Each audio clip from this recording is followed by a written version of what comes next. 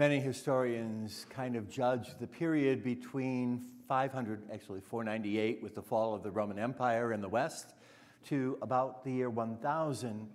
They call it the Dark Ages. And the reason is because with the fall of the Roman Empire, there really was no government to speak of. There was no real education going on in Europe, at least on the mainland.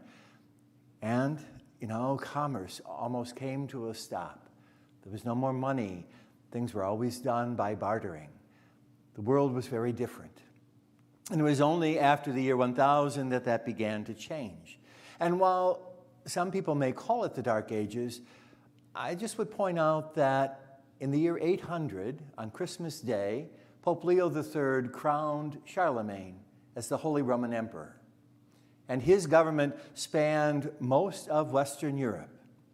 His empire was rather vast, and his government was rather just. There are many things that he did or happened during his reign that still affect us even today. For example, until the time of Charlemagne, generally when things were written, they didn't leave spaces between words. They were all just written all together. And so in order to read, you had to figure out where this word started and where it stopped. The other thing he did, even though it wasn't invented during his time, was he insisted on punctuation. So we knew when sentences started and when they ended. It wasn't invented, but it was the first time that it was really introduced into Latin writing, which was the main way people communicated in those days. The other thing that he did, which was very interesting, is he established a calendar that dated everything from the birth of Christ.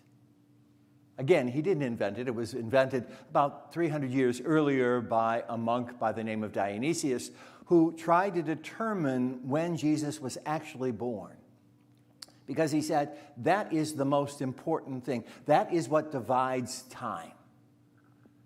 He was pretty good, but he was a few years off. And so Jesus was probably born about 3 BC. I'll just let you think about that one for a minute. I got a better reaction last night, I got to tell you. But it was Charlemagne who insisted that that be the way we would order all things in terms of the government.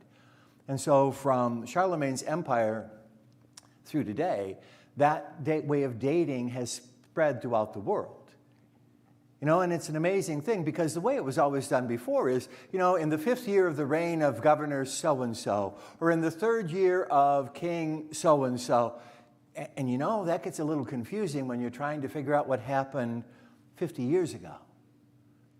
And so having that was a really big change, and it still affects us today, dividing time between BC and AD, before Christ and in the year of our Lord. And that's what we celebrate today, the passage to another year of the Lord, 2021.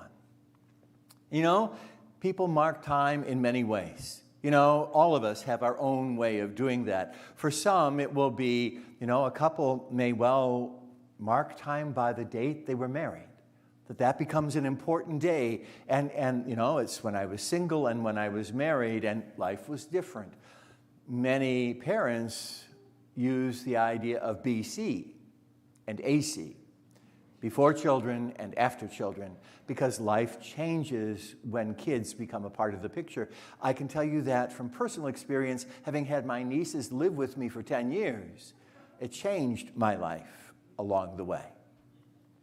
There are some people who will mark time by before the divorce or after the loss of a significant one or before.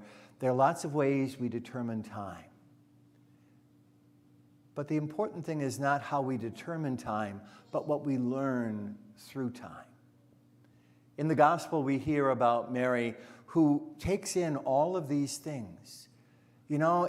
She's only about 15, 16. And all of these things are happening, and they're happening rather rapidly, and the world is kind of turned upside down, and yet She just sits back and she takes it all in and she ponders it. She thinks it over and over and over and over again. And she gains what time is trying to tell her about the wisdom that time offers to her. And that's what you and I are invited to do. Monday evening on Faith Chat, we just took the time to let people say the things that they had learned over this past year. And it was very interesting. You know, most of us on there are a little older, so it makes it for an interesting conversation. But, you know, it was an interesting insight that was given. You know, people who talked about how they learned that things were not so important.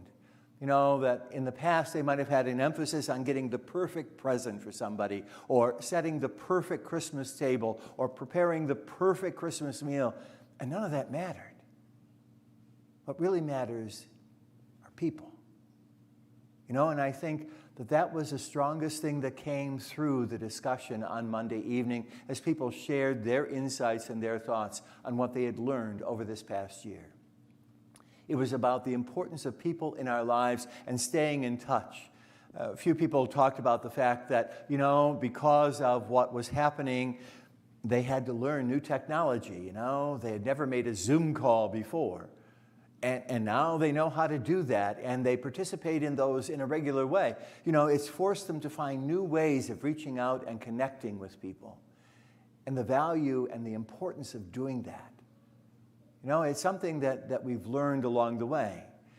And it's all of those things, you know. I'm sure all of us, if we think back to this past year, have things that we've learned. And it's important to sit down and just take stock of that.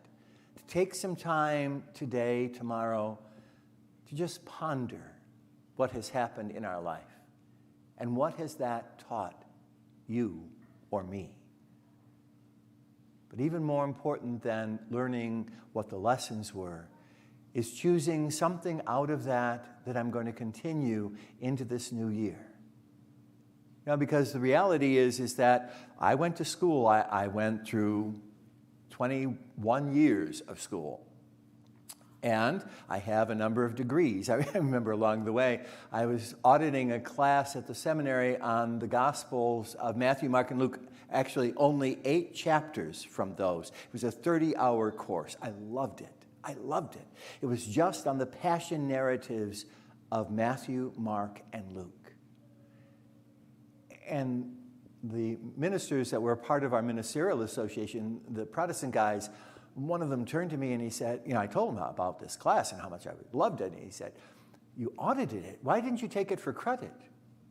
And I said, what do I need a class for credit? He said, well, it looks good on a resume. And I looked at him and I said, Jack, why do I need a resume?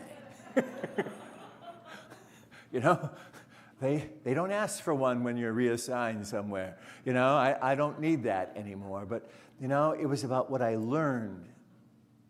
And I've learned a lot of things over the years. I've learned a lot of things from school, but I've learned even more things from just my interaction with people over these last 43 years as a priest especially. And the question is, which of those lessons do I continue to put into practice? Because those are the important lessons. Those are the ones that really matter. My sisters and brothers, we have entered into a new year. It's still very young. And we don't have any clue what this year will hold. I mean, who of us thought that last year was going to be like it was? You know, we all looked, I think, at least I did, at 2020 as being this wonderful gift, you know? Not so much. Not so much. But there were things that were learned. And what is really of value, I need to put into practice in my life, so that what I've learned will help me grow as a person, to grow as a son or a daughter of God. That's what we are called to do. Paul reminds us in his letter to the Galatians that we are God's children, and we are called to look like his children, to look like his son in the way we live and in the way we love. And so my invitation again is, if you haven't done that yet, to just take a few minutes along the way over these next couple of days and ponder what it is that you learned over this past year. And maybe choose just one or two of those lessons that came to you. And how can you put them into better practice in the year to come? I can't promise you a happy new year. But I can tell you, my brothers and sisters, if we truly strive to grow in the life and the love of Christ, no matter what happens, it will be an abundantly blessed new year.